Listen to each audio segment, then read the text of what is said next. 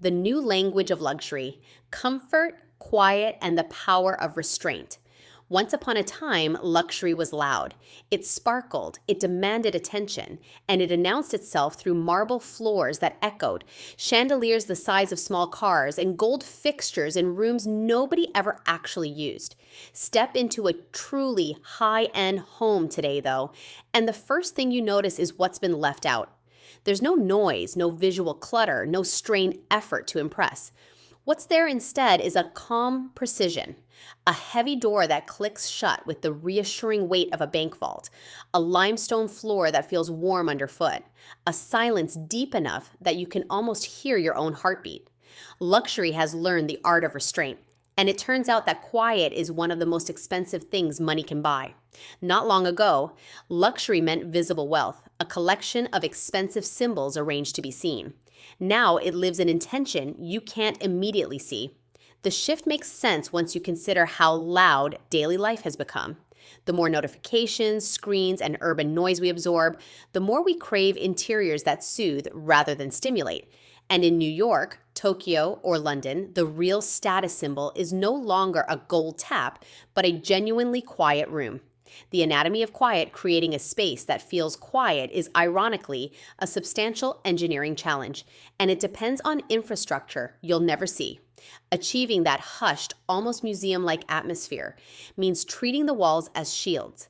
We build with double-layer drywall bonded with damping compound, decouple the wall studs so vibration can't travel through the structure, and hang solid core doors fitted with drop seals.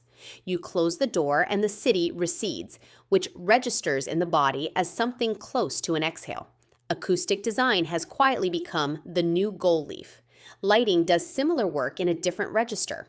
Luxury light isn't measured in brightness so much as in balance, and it should never feel like a supermarket aisle. We integrate the fixtures into the architecture itself, into coves, toe kicks, and recesses, so that what you see is the glow rather than the bulb producing it. The best of it shifts across the day, warmer and dimmer as evening comes on, working with your natural rest cycles rather than against them. Then there's the question of materials, where the movement has been away from anything shiny and toward things you want to touch. Stone reads better honed and cool than glossy. Unlacquered brass earns its character by taking on a patina over the years. Wood should look like it grew rather than like it was printed onto a surface. The working rule in our studio is simple. If it looks like wood, it has to be wood, because faux finishes are the quiet enemy of this kind of restraint. Quiet luxury in a Manhattan building? There's a reason this philosophy resonates so strongly in New York specifically, and it comes down to what surrounds a typical apartment. Co-op and condo living means shared walls, ceilings, and floors, which is to say a neighbor's footsteps, plumbing, and conversations are often only a slab away. Much of the acoustic engineering above is a direct response to that reality rather than an abstract preference for calm. Decoupled construction and proper sound isolation are how you turn a unit surrounded on all sides into something that feels genuinely private. This is also where a renovation runs into the building's own rules. Most co-op boards require a substantial percentage of floor area to be covered in rugs or carpeting, or mandate a specific acoustic underlayment beneath any new hard flooring, precisely to protect the neighbor below from impact noise. Pre-war buildings add their own wrinkle. Since original construction and older assemblies don't isolate sound the way modern ones do, so achieving quiet often means rebuilding the wall and floor systems rather than simply finishing them. A design that promises hushed serenity without accounting for the building's structure and bylaws is promising something it may not be allowed or able to deliver. Planning the acoustics around those constraints from the first drawing is what separates a quiet apartment from an expensive one that still lets the hallway in. The psychology of less. There's a straightforward idea behind all of this restraint. When the brain has less visual information to process, fewer competing colors, patterns, and objects, it simply has less to work through, and that ease tends to show up as a lower sense of physiological stress. Higher complexity nudges toward tension. Lower complexity leaves room for calm. It's why the strongest modern homes don't try to overwhelm you with beauty all at once. They let it reveal itself gradually, and in doing so, give you permission to breathe. the paradox of precision. Here's the part. Architects understand that clients often don't. Restraint is the hardest style to build well. A traditionally busy room can hide a crooked wall behind crown molding and disguise a gap in the floor under a chunky baseboard.